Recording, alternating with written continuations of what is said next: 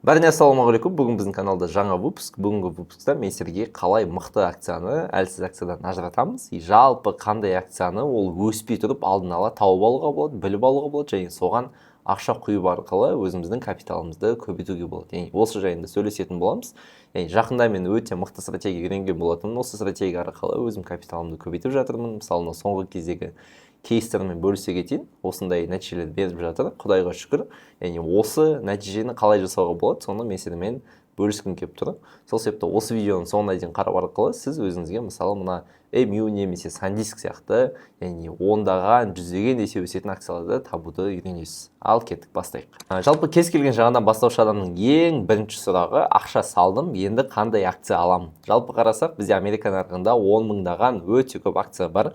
И сол акциялардың ішінде қайсын алуға болады, қайсын алуға болмайды, қайсын алу керекпін деген сұрақтар өте жиі мазалайды. Маған да директқа көп жазады. И осы сұрақтың жауабы ретінде мен жаңағыдай осылай сабақ түсірмекші болдым. Яғни осы сабақ арқылы сіз жаңағыдай қазіргі уақытта анализ жасауды прям практикада үйренесіз. И осы арқылы сіз жаңағыдай дұрыс акцияларға ақшаңызды құюды меңгеріп алсаңыз болады. И көпшілік адамның бас проблемасы неде десеңіз, осылай брокерский приложение ашқаннан кейін, мысалы MU, SanDisk, Nvidia немесе тағы да Apple, Microsoft сияқты әртүрлі акцияларды көреді.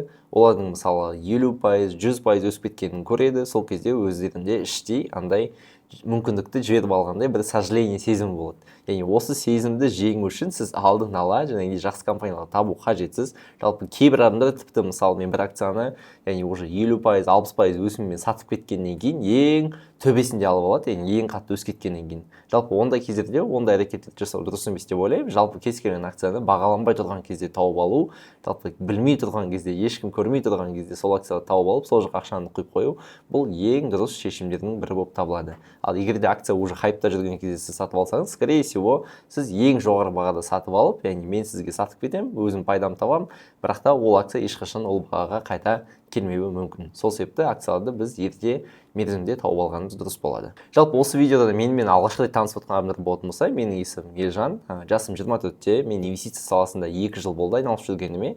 Осы 2 жылда именно портфеліме мен $120 мың капитал жинаған болатынмын. Оны қалай жинадым десеңіздер, мен айына $1000-дан $5000 дейін инвестиция жасаймын. Осы уақытқа дейін жылдың басынан бастап менің капиталым 25%-ға өсіпті.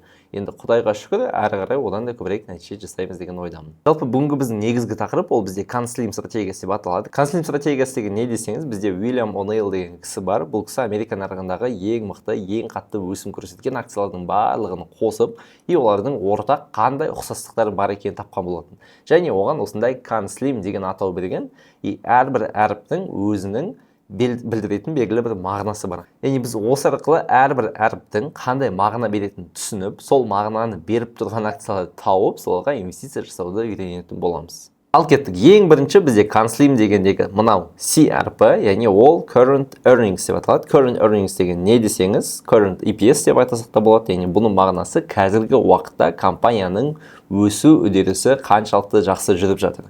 Мысалы, егер де компанияның өсуі, яғни бірінші кварталда 20%, екінші кварталда 30%, үшінші кварталда 50%, төртінші кварталда 100%, 80% деген сияқты болатын болса, бұндай компаниялар бізге қызық болады. Неге? Өйткені олардың жүгіру темпі, яғни өз-өзімен былайдан былай қарасаңыз мықты спортсмен сияқты, ол өз-өзіне темп қосып, яғни тезірек жүгіріп бара жатыр. Бұл дегеніміз, бұл компанияның өзінің конкуренттерін озып, яғни басып, яғни бір сөзбен айтқанда өте тиімді векторда дамып келе жатыр деген сөз. Ал егер де бізде EPS наоборот, мысалы, бірінші кварталда 20%, екінші кварталда, допустим, 10%, одан кейін 5% болатын болса, ондай компаниялар бізге қызық емес, себебі бұл компаниялар наоборот бізге және белгілі бір мерзімде баяулап келе жатыр деген сөз. Сол себепті біз осы ең бірінші қарайтын нәрсе ол Current EPS, Current Earnings деп аталады, и оны қазір қалай қарау керектігін көрсетемін. Екіншісі осыған ұқсайды, яғни Conslymдағы екінші А дегеніміз ол Annual Earnings, яғни осыған дейінгі, яғни бір сөзбен айтқан кезде, яғни ол бір квартал немесе екі квартал, үш квартал жақсы көрсетіп, бірақ та оған дейінгі іс-әрекеттері онша емес болса, ондай компаниялар бізге қызық емес. Сол себепті біз әрдайым осыған дейінгі, яғни қаншалықты оның пайдасы өсті, соңғы 5 жылда не істеді, соның бәрін қараймыз, и осы арқылы біз компанияның, яғни жалпы өсу қарқынын көре аламыз. Ол үшін сізге мынандай Finviz деген сайтқа кіру керек. Finviz деген сайттың ішінде мынандай скринер деген нәрсе болады. Скринер деген нәрсеге кірсеңіздер, сізде мынандай EPS деген нәрсе жазылып тұр. Осы EPS деген нәрсені біз қараңыздар, мысалы EPS grows this year дейді. Яғни осы жылы қаншалықты компания өсті. Мен әрдайым бұл жаққа 20%-тан көп деп қоямын. Яғни оның пайдасы 20%-ға өсті. Және келесі жылға қалай десе, келесі жылға да мен 20%-дан, даже 25%-дан көбірек деп қоямын. Неге? Өйткені оның қазіргі өсіміне қарағандағы болашақ өсімі одан да тез болу керек. Себебі компанияда жалпы акцияның бағасын шешетін нәрсе ол акцияның ол бұрынғы, яғни өтіп кеткен кезең емес, оның болашағы. Сол себепті біз әрдайым болашаққа қараймыз. Ең ашта EPS grows past 5 years дейді, яғни соңғы 5 жылда қаншалықты өскен, біз позитив деп қоямыз. И жаңағыдей next 5 years дейді. Алдағы 5 жылға қалай десе, біз оны яғни height деп қоямыз. То есть прям максимально жақсы өседі деген сияқты. И сол кезде қарасақ, бізде жаңа 10 мың акцияның ішінде бізде 154 акция қалған болатын. Яғни осы арқылы біз 154 акцияны, яғни бір сөзбен айтқанда қарап шықсақ болады, олардың барлығының өсу темпі өте жылдан келе жатқан акциялардың бірі болып табылады. Мысалы біз мына AA10 деген акцияны кезінде сатып алғанбыз. Бір сатып алдық, одан кейін қазір қатты құлап кетіпті. Осы кезде негізі қарап көруге болады. Қарасаңыздар бір линияның үстінде тұр екен, иә. Жалпы бұл компания немен айналысады десеңіздер, бұл компания дата центрларды, яғни тоңазыту, яғни оны суыту процесімен айналысады. Мысалы, мына жақта 39 болған, мына жақта уже 48, ал мына жақта 68 болған. Мысалы, 2025-ның соңында ол уже примерно 20% өскен, одан кейін тағы да мына жақта 30%-ға дейін өскен болып табылады. Яғни бір сөзбен айтқанда, мына компанияның яғни өсу қарқыны тез келе жатыр. То есть өзінің пайдасын жақсы көтеруде. Одан бөлек міне, мысалы sales дейді, яғни өзінің продажасы көтеріліп жатыр. И жақсы оның акцияның саны өсіп жатқан жоқ. Яғни акцияның саны өссе, ол негізі кішігірім минус болып табылады. Себебі акция көп болып кетсе, нарықта, значит, сіздің қолыңыздағы акцияда үлесі азаяды деген сөз. Яғни осы арқылы біз ең бірінші консалинг стратегиясындағы К, яғни C және жаңағыдей А деген екі әріпті түсінген болатынбыз. Енді біз келесі әрекеттерге көшейік. Келесі нәрсе, яғни бұны білгеннен кейін бізде N деген нәрсе болады. N деген ол new деген сөз, яғни жаңа. И жаңа нәрсе ол не болуы мүмкін? Яғни жаңағыдей компаниялар жаңағыдей өсе беруі мүмкін. Ол показательдің ішінде, мысалы 150 компанияда, ол 150 компанияның ішінен біреуін, екеуін таңдау ол өте қиын. Сол себепті бізде бұл жақта ең қызығы осы жерде басталады. Жалпы кез келген үлкен движение, компанияның қатты өсіп кетуі, ол яғни белгілі бір маңызды нәрсе үшін пайда болады. Мысалы, ол не десеңізде, біріншіден новый өнім шығаруы мүмкін. Екіншіден оған жаңа бастық келуі мүмкін. Немесе ода жаңа мықты контракт болуы мүмкін. Немесе жаңа рынокқа шығуы мүмкін. Немесе жаңа технологиялық цикл болуы мүмкін. Немесе спростың тым жоғары тез болып кетуі мүмкін. Яғни ол жақта енді мысалы біз пример ретінде MU компаниясын алайық. Енді New дегенде біз жаңағыдей Finviz'дан таба алмаймыз. Оны біз жаңалық оқу арқылы ғана таба аламыз. Мысалы MU компаниясы және SanDisk компаниясын қарасақ, бұлар бір жылдың ішінде қанша есе өскен. Яғни олардың да EPS-тері өте мықты. Мысалы қарасаңыздар, мына жақта қалай өсіп келе жатыр. 4-64, 12-07 және 24 дейді. Получается, 4-тен 12-ге дейін 3 есе өскен, 12-ден 24-ге дейін тағы да 2 есе өскен. Бұл деген өте сұмдық, яғни өте мықты көрсеткіш. И бұл жақта біз не байқаймыз, что MU компаниясы неге, мысалы, мына жақтағы 200 деген бағадан қазір мынау 1200 деген, даже мысалы қазіргі уақыттың өзінде 932 деген бағаға барып келді десеңіз, ол бұл компанияның алдын ала осы New деген показательда, фундаменталды көрсеткіштерде, жалпы жаңалықтарда айтылып басталған болатын. Яғни ол сыбыстар белгілі бір андай өсек сияқты естіледі, бірақ та сол өсектер негізі көптеген нәрсеге көмектеседі. Өйткені жалпы инвестиция әлемінде өте керемет сөз бар. Всегда сыбыста немесе бір өсек естісең, и және де барлығы фундаменталды сәйкес келіп тұрса, значит ол компанияны алған стоит, яғни алуға болады. Мысалы, MU компаниясы өспес бұрын негізі 2026-2025-те уже адамдар айтып жатқан болатын. Яғни 2026 жылы осы память саласы дефицит болуы мүмкін. Неге? Өйткені бүкіл памяттың чиптарын кімдер сатып алып жатыр? Уже бұрында және техника, iPhone шығаратындар алып жатса, Samsung алып жатса, ал енді оны уже искусственный интеллекттің дата центрлері және память жинайтын адамдар алып жатыр деген сөз. Яғни бұл нәрсені алдын ала оқып, біліп, зерттеп қойған адам алдын ала осы MU-ды алып қоятын еді. Сол себепті осы New деген показатель өте маңызды. Енді бізде келесі де әртүрлі показательдер бар. Мысалы, келесі MU болуы мүмкін компаниялардың ішінде, допустим, қазір нарықта қандай сыбыс кетіп жатыр, ол келесі искусственный интеллекттің негізгі дефициті болатын сала, ол бізде энергетика саласы дейді, яғни оның электроэнергиясы жетіспеуі мүмкін. Яғни осы жетіспеушілікті жабатын компаниялар, олар реально үлкен ақшаға кенеледі, яғни үлкен өсім көрсетеді дейді. Оның ішінде мысалы Iron деген компания бар. бұл бізде ұстағанбыз, жақсы сатып алдық, бірақ та халал емес болып кетіпті, одан кейін сатып жіберген болатынбыз. Және екіншісі Bloom Energy деген компания бар, бұл компания халал. Яғни осы сияқты компанияларды зерттеп, фундаменталын қарасаңыздар, ол кезде уже болашақта қатты өсетін компанияларды негізі табуға болады. Сол себепті әрдайым осы new деген нәрсе консалтинг стратегиясында ол ең шешуші нәрселердің бірі болып табылады. Егер де осы new деген нәрсе болмаса, значит, скорее всего, ол жаңағыдай қатты бір үлкен тренд емес, ол жай кішігірім ғана уақытша өсім болуы мүмкін. Сол себепті осы жақта new деген нәрсені прям жақсылап түсіну керек.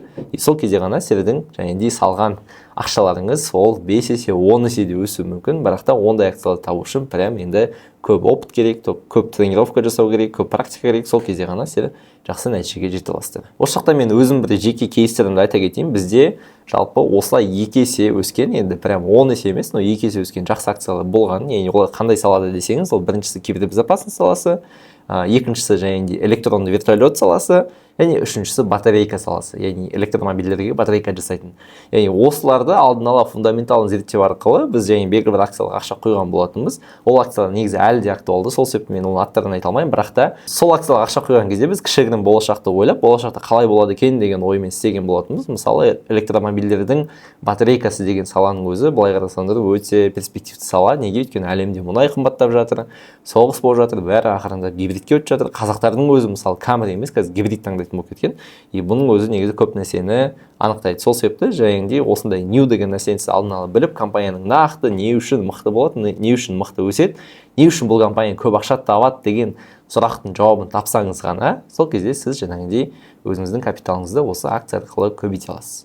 Келесі консалтинг стратегиясындағы S деген әріпке келген болатынбыз. S деген ол supply және demand деген сөз. Supply деген не десеңіз, осы компанияның қаншалықты, яғни мықты үлкен фондтар ұстап отыр және қаншалықты үлкен игроктарға бұл акцияға қызығушылығы бар. Яғни біз бұл нәрсені обязательно тексеру қажетпіз. Бұл желательно 80%-дан көп болу керек. Яғни 80 мен 85-тің арасында болса, 75-тің арасында болса, бұл бізде нормально. Но жалпы бұны біз қалай біле аламыз? Оның екі түрлі жолы бар. Мысалы, біріншіден біз мына Finviz деген сайтқа кіріп, мысалы, EMU компаниясын алайық. EMU компаниясының қанша пайызын үлкен фондтар ұстап отыр екен. Мысалы, мына Institutional Ownership деген бар. Ол 80% екен. Яғни EMU компаниясының барлық акциясының 80%-ын үлкен игроктар ұстап отыр. Ол үлкен игроктар кім десеңіздер, мына астына түскен кезде бірден көрінеді. Мысалы, BlackRock, Vanguard, мысалы BlackRock 9% дейді. Өте сұмдық, өте мықты. Vanguard 6% дейді, Invesco дейді 3-те, JP Morgan дейді. Так, нормально, прям үлкен фондтар ұстап отыр. И бұл арқылы біз не біле аламыз, что бұл компанияға, яғни егер де үлкен фондтар ұстап отса, үлкен фондтар сеніп отыр. Үлкен фондтар сеніп отса, значит, бұл акцияны бірден адамдар бүйтіп құлата салмайды. Сол себепті бұл жақта өте маңызды осы нәрсені тексеру. Өйткені егер де компанияға үлкен фондтар қызықса ғана, значит, бұл компанияны ұзақ мерзімде ұстасаңыз, скорее всего, плюста қаласыз. Неге? Өйткені ондай үлкен игроктар бұндай мықты компанияның жайдан-жай құлап кетуін жаңағыдай қамтамасыз етпейді, яғни оны әрдайым қорғап отырады. Сол себепті осындай компаниялар бізге де қызық болып табылады. Және бұл жақта айта кететін тағы да бір маңызды нәрсе не десеңіз, ол бұл компанияның қанша акциясы бар. Мысалы қараңыздар, shares outstanding дейді. Мысалы, Micron компаниясының қазіргі уақытта, яғни 1 миллиард 130 миллион акциясы бар екен. Бұл деген өте жақсы көрсеткіш. Себебі егер де компанияның акциясы аз болатын болса, мысалы 100 миллион, 50 миллион болатын болса, және оның барлығын үлкен фондтар ұстап отса, онда скорее всего жаңағыдай белгілі бір манипуляция болып кетуі мүмкін. Яғни сізден компанияны уақытша құлатып, одан кейін қайта өсіріп, в общем, неше түрлі движение болады. Сол себепті акцияның көп болуы негізі маңызды. Өйткені акция көп болған кезде, яғни ол акцияларды жаңағыдай сіз алып сатып арқылы және басқа да өзіңіз сияқты кішігірім инвесторлар сол акцияны өзінің қалауы бойынша және сатып алады, немесе сатады, және белгілі бір нарықта манипуляция болмайды. Сол себепті бұл жақта өте маңызды екі тексеретін нәрсе. Ол бірінші мынау institutional ownership 80%, яғни 75-тен 85-тің арасында болса. Және shares outstanding ол бізде, яғни желательно 200 миллионнан көп болуы дұрыс. Ал 200 миллионнан көп дегенді қалай тексереміз десеңіз, ол тоже оңай. Бағанағыдай скринерға кіресіз, мына жақта сіздерде так қайда shares outstanding деген болады, и бұл жаққа over 200 миллион дей саласыз. Вот осы кезде сіздерде уже 200 миллионнан астам акциясы бар компаниялар шығады. Осы жақта консалтинг стратегиясы арқылы біз қазір S деген әріпті түсінген болатынбыз, supply and demand, и одан бөлек тағы да бір маңызды нәрсе бар. Ол осы supply and demandты графикте көру. График деген қалай десеңіз, ол графиктің ішінде адамдар бұл компанияны сатып алып жатыр ма? Мысалы, давайте қай компания қарайық? Также EMU-ді қарайық. EMU-ді қараймыз. EMU-да не болып жатыр екен? Мысалы, жалпы supply мен demand, жалпы бұл компанияға қаншалықты үлкен игроктар қызығып жатыр.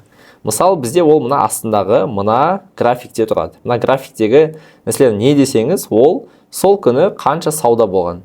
Ал мына көк сызық не десеңіз, сол күні жалпы общий осы компанияның күнделікті орташа саудаланатын акциясының саны қанша деген. Мысалы, Микрон компаниясының орташа саудаланатын акциясының саны ол 58 миллион екен.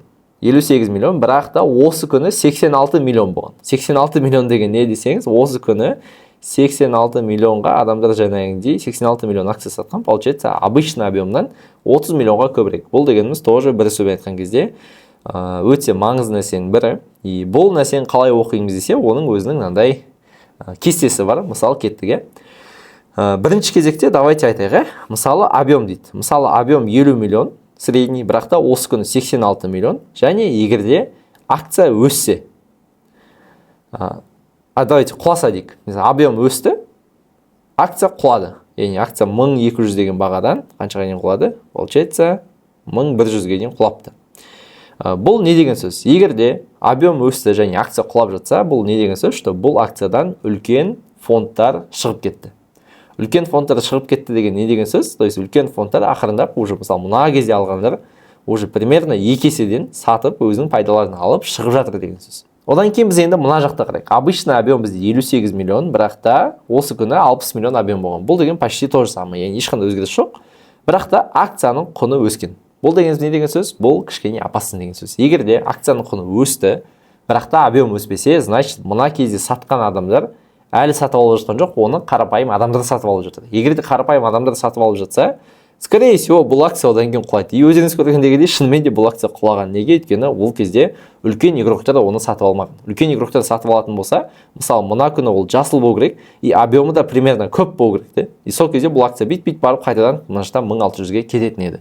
Бірақ та ол не істеді? Мына 2 күн бойы, көрдіңіздер ғой, 2 күн бойы акция құлаған, 2 күн бойы объем кішкене үлкен болған. Ал үшінші күні, яғни обычный адамдар сатып алған, все, EMU арзандады, все, аламыз, там кеттік деп алған. Бірақ та одан кейін акция не істеген, түк, прям 750-ге дейін, 733-ге дейін құлап келген. Яғни бұл бір сөзбен айтқанда объемның және негізгі көрсеткіші. Одан кейін енді соңғы объемдарды тағы да қарайық. Мысалы, мына кездерде объем тоже көбірек, 3 күн, 4 күн даже көп. Мысалы, мына күнді қарайық. Мына күні не болған? Мына күні бізде тоже объем өскен және акция құлаған. Бұл негізі жаман белгі. Бірақ та бұның жақсы белгісі не десеңіз, осы күні негізі біраз адам тоже акцияны сатып алған және мына келесі күнгі жасыл свеча. Егерде мынау опять же тағы да құлайтын болса, онда все, игроктар уже окончательно сатты деген сөз. Өйткені мына жақта алғандар не істеді? Мына жақта сатып жатыр деген сөз. Олар по-любому белгілі бір плюспен сатты. Бірақ та мына келесі күні жасыл свеч арқылы адамдардың көбісі мына кезден бастап сатып алды. И бұл бізге тоже жақсы знак, себебі мысалы объем өсті және акцияның құны өсті. Значит, ол не деген сөз? Что бұл кезде үлкен игроктар акцияны қайтадан сатып алды. И өздеріңіз көріп тұрғандай акция мына 1000 деген бағаға барып келді. И мен де осыны көргеннен кейін бірден сатып алдым. Себебі объем көрдім, адамдар сатып алып жатыр, бұл біз үшін күшті. Так, мына күні наоборот құлаған екен. Енді бірақ объем қатты көп емес, типа среднийдан кішкене көбірек. Қатты проблема жоқ. Но соңғы кездерде мысалы объем вообще жоқ. Мысалы, мына жерде акция өсті, бірақ объем жоқ, значит, ол не деген сөз? Опять же, кішкене слабо деген сөз. И біз осы арқылы жалпы бұл компанияны үлкен игроктар алып жатыр ма, алмай жатыр ма, осы арқылы тексере аламыз. Мысалы, соңғы кезде жақсы объем кірген акциялардың біреуін көрсетейін. Мысалы, ADB деген Adobe компаниясы. Енді Adobe компаниясына енді мына кезде қарасаңыздаршы. Обычный объем 7 миллион, бірақ та осы күні 25 миллион акция саудаланған, и плюс акция өскен. И бұл дегеніміз не деген сөз? Бұл деген өте керемет деген сөз. Өте керемет деген қалай жұмыс жасайды десеңіздер, ол мына акцияны өте үлкен объемда үлкен фондтар сатып алып жатыр. Бұл дегеніміз бір керемет көрсеткіш. И осы кезде де менің клиенттерім алған болатын. И примерно ойлаңыздаршы, ол уже қанша плюста? 200-ден 260-қа барса, примерно 30% плюста. Бірісі жаңағыдай мына жақта 400 деген бағаға бару мүмкін, бірақ та бармауы да мүмкін. Енді Құдай біледі, өзіңіз көресіздер. Бұл ешқандай инвестициялық кеңес емес, бұл жай ғана шолу болып табылады. Сол себепті осы консалтинг стратегиясындағы S дегеніміз, ол бізде supply және demand, яғни компанияның қаншалықты қолдауы бар, қаншалықты институциялық және белгілі бір көрсеткіштері бар, көмектері бар, и акциясының қанша саны бар. Егер де осы нәрсе сәйкес келетін болса, біз консалтингнің уже S деген әрпіне галочка қоятын боламыз. Ал енді конслеймнің біз келесі әрпіне өтеміз. Ол бізде L. L деген ол бізде лидер деген сөз. Лидер деген не десеңіз, ол компанияның қаншалықты өзінің секторында бәріне мықты. Яғни осы нәрсені біз өте жеңіл тексереміз. Бұл тексеру негізі өте оңай. Жалпы негізі қазіргі заманда прям көп нәрсе қатты дамып кеткен. И біз көп нәрсені жеңіл тексере аламыз. Мысал кеттік. Допустим, MU компаниясын енді бағана мен айтып жатырмыз ғой, MU компаниясын қарайық. Бұл компания өзінің саласында қаншалықты лидер екен. Яғни ол 100-ден 91 деген көрсеткіш алады. Яғни өзінің саласында semiconductors және информациялық технология, жалпы осы память саласында, мысалы екеуін қарасаңыз, өсуінен де, жалпы өзінің мықтылығынан да бұл 90-дан көп. Жалпы компанияның мықты екенін осы жақта 90-дан плюс болу керек. 90 плюс болса ғана бұл компанияны алу стоит.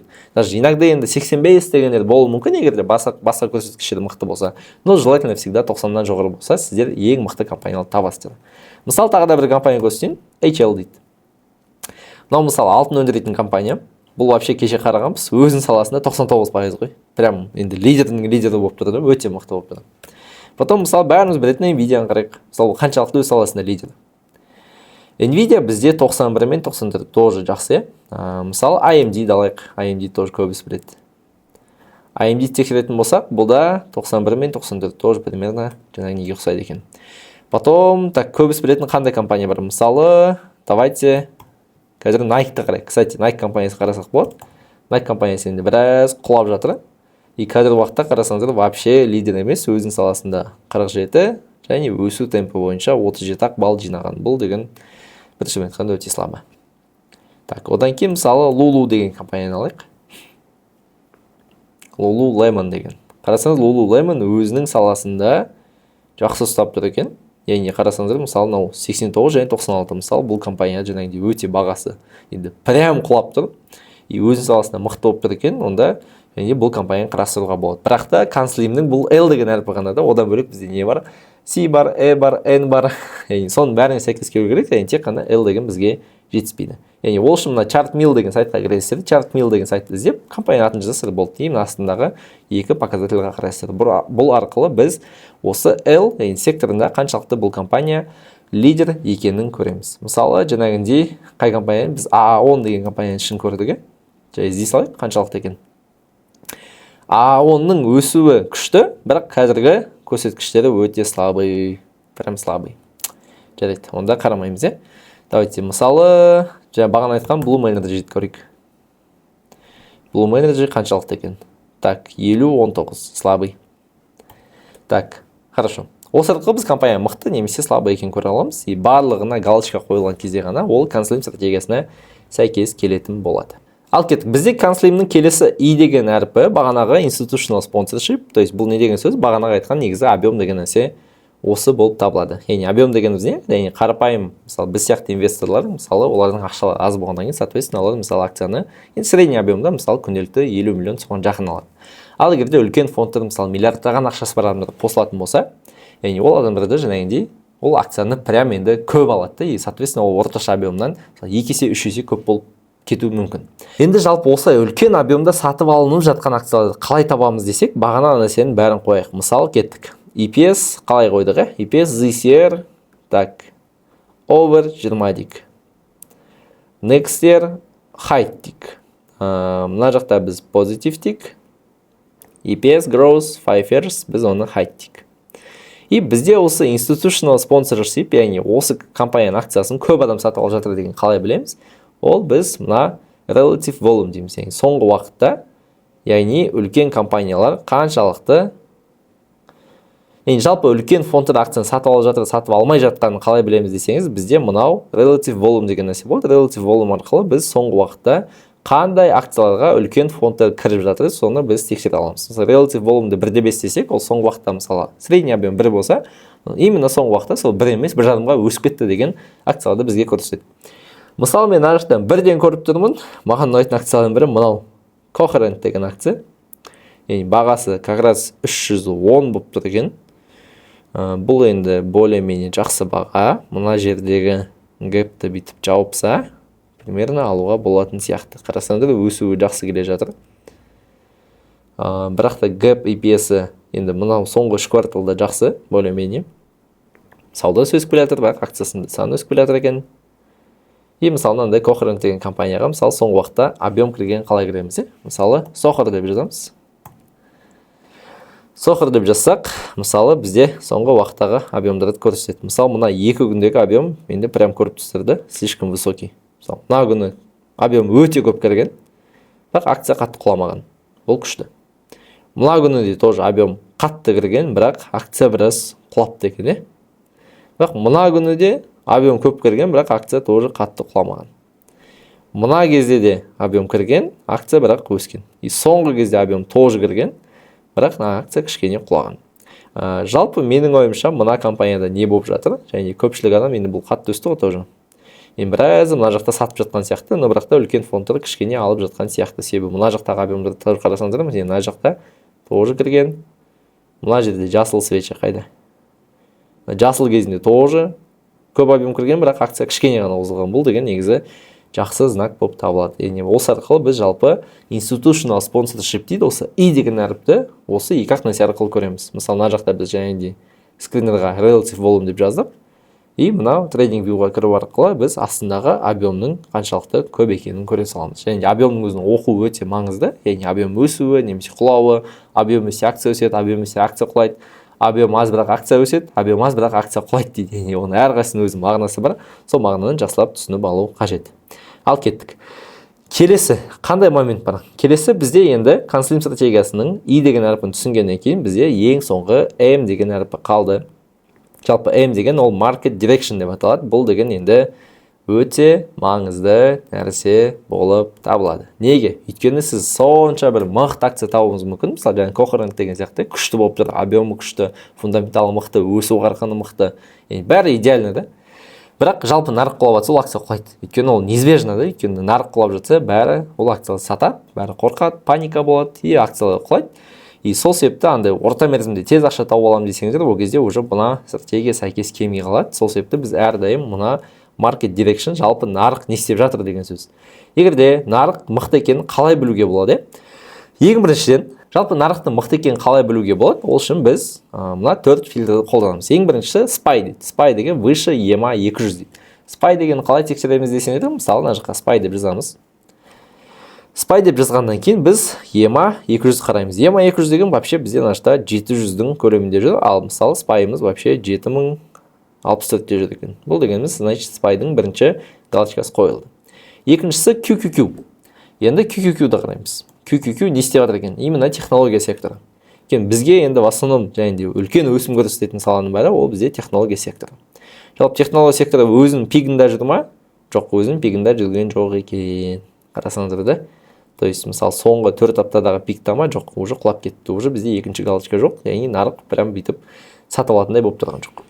Потом келесі VIX деген бар. Және жалпы нарықтың қорқыныш деңгейі қандай? Нарықтың қорқыныш деңгейі 20-дан төмен болу керек. Бізде ол 20-дан төмен. Бірақ жаңағыдай қалған мына QQQ-дің мысалы бізде VIX 20-дан төмен, бірақ та QQQ 4 апталық максимумда жүрген жоқ. Одан кейін енді алдыңғы аптаның SPY плюсқа жабылды ма? Оны тоже тексере салайық. Алдыңғы аптаның SPY. Алдыңғы аптаның SPY не болды екен? Weekly дейік. Алдыңғы аптаның SPY бізде пока плюста тұрген, Хорошо, бірақ та бізде получается не болды? Мынау төртеуінен тек қана үшеуі. Значит, бізге не істеу керек? Более-менее қарауға болады, бірақ та кішкене акцияны алған кезде, мысалы, сіз өзіңіз 1000 акциялардың болсаңыз, егер де осындай жағдай болатын болса, 4-тен 3-еу ғана сәйкес келсе, және алдағы бәрі сәйкес келіп тұрса, сіз мысалы 1000 емес, және примерно 500 аласыз, себебі тағы да кішкене құлап кетсе, сіз тағы да сатып алуға мүмкіндігіңіз болады. Сол себепті енді общий, давайте бәрін айта кетейік. Ең біріншіден компанияның жалпы өсу қарқыны, EPS өсіп жатыр ма? Бизнесі қаншалықты жыл өсіп жатыр? Одан кейін жаңа мықты катализатор бар ма? Жаңа бір ерекше нәрсесі бар ма? Потом S деген қаншалықты бұл компанияда спрос бар? Қаншалықты адамдар алып жатыр, акциясын саны жеткілікті ма? И институционал, именно мықты үлкен ақшалар осы компанияны ұстап отыр ма? Одан кейін бұл компанияда лидер ма? Лидер екенін қараймыз. Одан кейін бұл жақта және объемның ішінде мықты объемдар бар ма бізге сәйкес келетін, и және ең соңғысы нарық бізге ол компанияны сатып алуға мүмкіндік бере ма. Если бұның барлығы иә болса ғана акцияны аласыз, если оның біреуі хотя бы жоқ болса, онда акцияны алмайсыз. И сол себепті бұл жақта біз консалинг чек-лист арқылы компанияларды осылай өте жеңіл таба аламыз. Одан бөлек әрине бізде фундаменталды техникалық анализдер өте маңызды. Қай кезде сатып алу, қандай мөлшерде сатып алу, бұның барлығы маңызды, себебі тек қана қай акцияны сатып алу екенін білдік. Одан бөлек және де қанша және қашан, қай кезде қалай сатып алу керегі, ол енді келесі бір маңызды тақырыптардың бірі болып табылады. Енді өздеріңізде осы консалинг стратегиясынан басқа да әртүрлі стратегияларды алып, үйреніп, яғни жалпы уже практикада менімен бірге акция алып, менімен бірге пайда тапқыңыз келсе, бізде сопровождение деген өнім бар. Бұл сопровождение деген өнім ішінде не болады десеңіз, осы консалингнан бөлек бізде негізі әлі 10-дан 20 шақты стратегия бар. Осы стратегиялар біріккен кезде ғана бізде ол мықты нәтиже береді. Яғни мен өзім қанша акцияны қай кезде алу керек, қандай бағада алу керек, қандай бағада сату керек, қандай жалпы стратегия қолдануға болады, соның барлығын мен өзімнің жабық каналымда бөлісіп отырамын. Яғни осы сопровождение қосу арқылы сіз өзіңіздің капиталыңызды артық уақыт құртпай, толықтай бүкіл анализді жүйені үйрену арқылы капиталыңызды көбейте аласыз. Сол себепті егер де сізге сопровождение қызық болатын болса, төменде анкета қалдырып кетемін, сол анкетаны толтырып және де толық ақпарат ала аласыз. Ал егер де сіз осы консалингнан бөлек те жалпы менің тікелей эфиріме қатысқыңыз келетін болса, мен әр ай сайын тікелей эфир өткіземін. Осы тікелей эфирдің чатына сілтеме бізде осы видеоның описаниясында болады. Сол себепті сол чатқа тіркеліп алсаңыздар, бізде келесі, яғни уже прямой эфирда осы тақырыпты одан да дальше дамытып, одан да қызықты қылып, яғни сұрақ-жауап өткізіп, яғни өте пайдалы эфир өткізбекшімін. Сол себепті чатқа да тіркеліп алыңыз, егер сопровождение қызық болса, біздің жаңағындай анкетаны да толтырыңыз. Ал егер жалпы сабақ пайдалы болса, өздеріңізге өтсе, ұнаса, жалпы сұрақтарыңыз болса, коммент жазыңыз. Сол себепті осы білімді ешкім сізге осылай тегін бермейді, оның барлығы өте үлкен сумма тұрады. Сол себепті мен сізге осылай от души беремін деп шешкен болатынмын. Ал енді сабаққа міндетті түрде лайк қойып, достарыңызға жіберіп, комментарий жазып мені қолдап қойыңыздар. Сол кезде алдағы уақытта одан да пайдалы тақырыптар шығатын болады. Бәріне қош сау болыңыздар.